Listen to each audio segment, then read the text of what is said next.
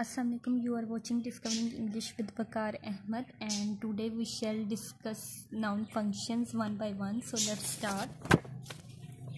First of all, as subject of a verb, मतलब आपका जो नाउन होता है वो सब्जेक्ट के तौर पे भी काम कर सकता है. For example Ali loves flower. अब इसमें आपका जो अली है वो क्या है, वो सब्जेक्ट है और इसके साथ वो क्या है, नाउन है.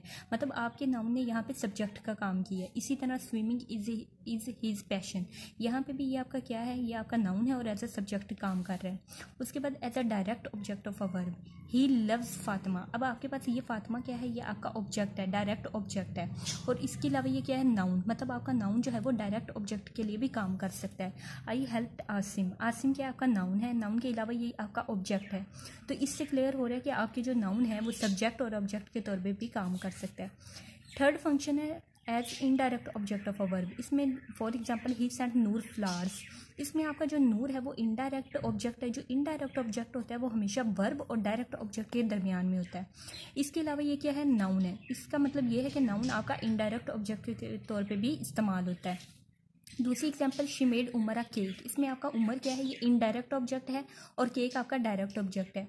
दोबारा क्लियर कर रही हूँ कि जो इनडायरेक्ट ऑब्जेक्ट होता है वो वर्ब और डायरेक्ट ऑब्जेक्ट के दरमियान में होता है और ये आपका नाउन है. मतलब नाउन आपका इनडायरेक्ट ऑब्जेक्ट के तौर पे भी इस्तेमाल होता है.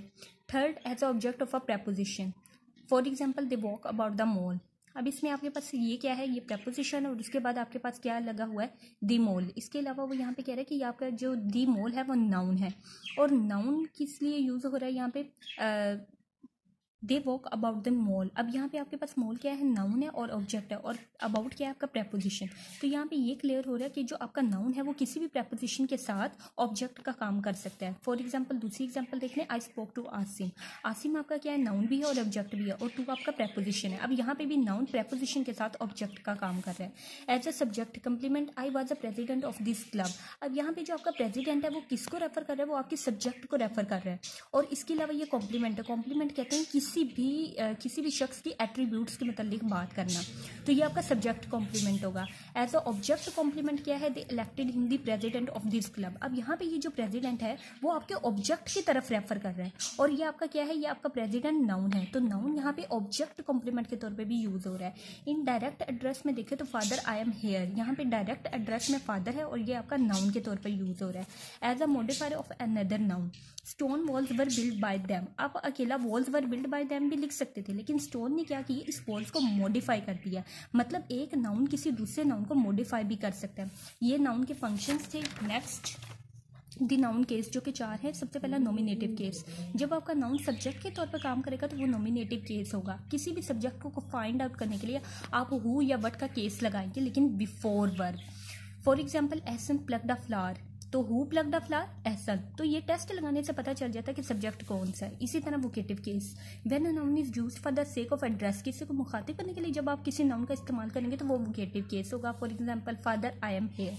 ऑब्जेक्टिव केस क्या है कि जब एक नाउन ऑब्जेक्ट के तौर पे काम करेगा तो वो आपका ऑब्जेक्टिव केस होगा. और किसी भी सेंटेंस के अंदर ऑब्जेक्ट को फाइंड आउट करने के लिए आपने आफ्टर द वर्ब हुम और वट का टेस्ट लगाना है. जैसे the cat killed a rat, the cat killed whom a rat. इसी तरह जेनिटिव और पॉजेसिव केस है, जब एक नाउन डिनोट करता है किसी भी ओनरशिप को या रिलेशनशिप को और आंसर करता है क्वेश्चन हुज की, ये किसकी है, तो ये पॉजेसिव केस होगा. For example this is Asha's hat. ये हैट किसकी है, ये हैट आशा की है, तो ये पॉजेसिव या जेनिटिव केस होगा. इसी तरह आपको नाउन का नंबर का भी पता है. मैंने इसको डिटेल में नहीं बताया क्योंकि आपको पता होगा सिंगुलर जो कि वाहिद होते हैं, प्लूरल जो कि जमा होते हैं. इसी तरह नाउन जेंडर जो कि 4 होते हैं, मैस्कुलाइन जो मेल जेंडर के लिए होता है और फेमिनाइन जो कि फीमेल जेंडर के लिए होता है. जो कॉमन जेंडर्स होते हैं उनका हमें पता नहीं होता, वो हम कलेक्टिव यूज़ करते हैं, जैसे कजन, फ्रेंड, स्टूडेंट.